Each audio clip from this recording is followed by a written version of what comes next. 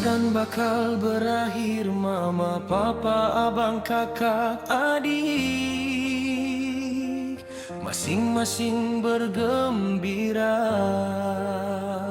berkemas segala keperluan raya agar dapat beraya bersama ayah dan ibu tercinta yang sabar menunggu di desa. berbagai juadah tersaji sedia. Ayah ibu menanti bersama anak cucu yang tercinta untuk beraya bersama. Tetapi bagiku lain rasanya, manakan ayah maupun ibu semuanya sudah tiada. Mereka bersama Sang Pencipta.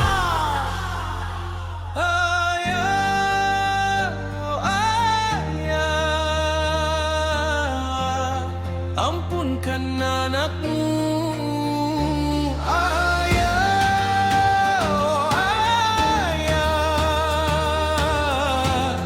Alangkah bahagia jika ayah masih bersama,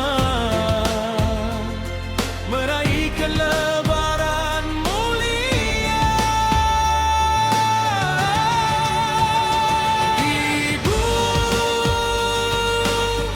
Ibulah wanita tercinta, menyiapkan juadah raya untuk kami semua.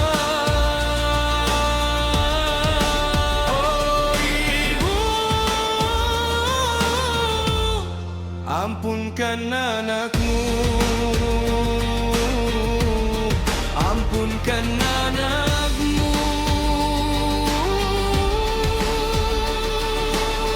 Rindunya daku kepada mereka.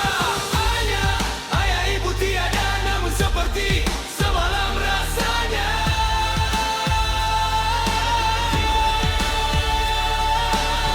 Pelita bulu buatan ayah, ketupat lemak air tangan ibu, ya Allah. Rindunya daku kepada mereka, ayah ibu yang tercinta. Di pagi lebaran baju raya tersiap sedia, sama warna, sama koraknya, berlainan sahaja.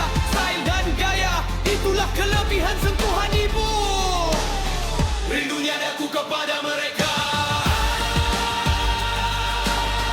Ibulah wanita tercinta, menyiapkan juadah raya untuk kami semua. Oh ibu, ampunkan anakmu.